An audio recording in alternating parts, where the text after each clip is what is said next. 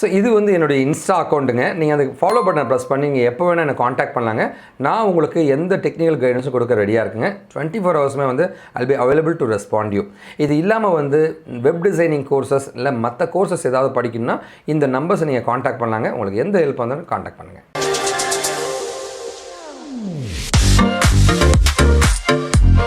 Image டேக்னா என்னங்க அப்படின்னா வந்து ஒரு வெப்சைட்டில் வந்து ஒரு இமேஜ் கொண்டு வந்து நம்ம சொருக வேண்டியது இருந்துச்சுன்னு வச்சுக்கோங்களேன். அப்போ வந்து இந்த ஐஎம்ஜி அப்படின்ற டேகை நம்ம பயன்படுத்துவோம். அதில் 2 முக்கியமான ஆட்ரிபியூட் இருக்குது, நிறைய ஆட்ரிபியூட் இருக்குது. அதை பற்றி தான் இப்போ பார்க்க போகிறோங்க.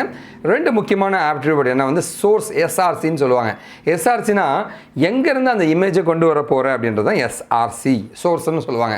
2 வகையாக வந்து இமேஜுக்கான சோர்ஸை கொண்டு வரலாம். ஒன்று, இன்டர்நெட்டில் இருக்க ஒரு இமேஜோட லிங்க் எடுத்து வந்து அப்படியே கொடுத்துட்றது, சரிங்களா, ஒரு ஆப்ஷன். 2வது, என்னுடைய வெப்சைட்டில் என்னோடய ஃபோல்டர்லேயே வேறு ஒரு ஃபோல்டர்லேயே அந்த ஏதோ ஒரு ஸ்பெசிஃபிக் ஃபோல்டர்லேயே இந்த வெப் சர்வர்லேயே வச்சுருப்போம் அந்த இமேஜுங்க. அந்த பாத்தை நம்ம கால் பண்ணி விடுவோம். அந்த பாத்தில் இருக்கிற இமேஜ் வந்து இங்கே கால் ஆகிடும். ஓகேவா? ஸோ இதுதான் சோர்ஸுங்க. ஒருவேளை அந்த இமேஜ் இல்லைன்ற பட்சத்தில் ஆல்டர்னேட்டிவாக வேறு ஏதாவது அந்த இமேஜுக்கு பதிலாக ஒரு டெக்ஸ்ட்டை வந்து ஸ்பெசிஃபை பண்ணணும் அப்படின்னா ஆல்ட் அப்படின்னு ஒரு டேக் இருக்குங்க.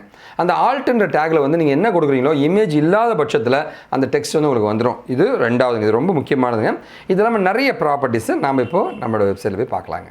இந்த டாப்பிக்கான லேர்னிங் லிங்க் பார்க்கலாங்க. இந்த லிங்க்கை வந்து டிஸ்கிரிப்ஷன்லையும் போட்டிருக்கேன், ஃபஸ்ட்டு கமெண்ட்லையும் போட்டிருக்கேங்க. ஸோ இமேஜ் டேக் அப்படின்னு பார்த்தீங்கன்னா வந்து இதுதான் ஐஎம்ஜி டேக்னு சொல்லுவாங்க. நம்மளோட வெப்சைட்டில் வந்து இமேஜ் டேக் பார்த்துட்ருக்கோம்.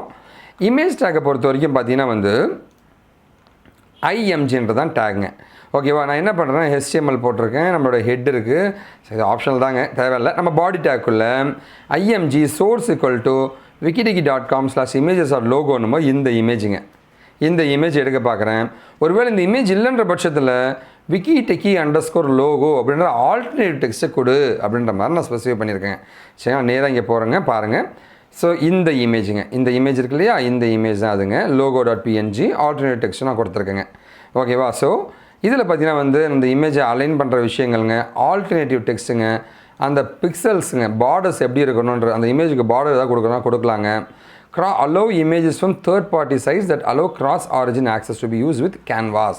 ஒரு கேன்வாஸ்னால் ஒரு பேக்ரவுண்டை கொடுத்து, கேன்வாஸ் தான் பேக்ரவுண்டுங்க, அதை பற்றி நம்ம டீட்டெயிலாக வீடியோ பார்ப்போம். கேன்வாஸ்னால் தனியாக ஒரு வீடியோங்க. பேக்ரவுண்டை கொடுத்து அதில் கொண்டு போய் போடுறதுங்க.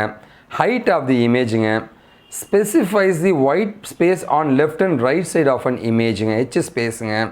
Specify an image as a server side image map-ங்க. Long description, so you will to a detailed description of an image-ங்க. Specifies a URL, so link-ங்க இது. Source, use map, specify an image as a client side image map.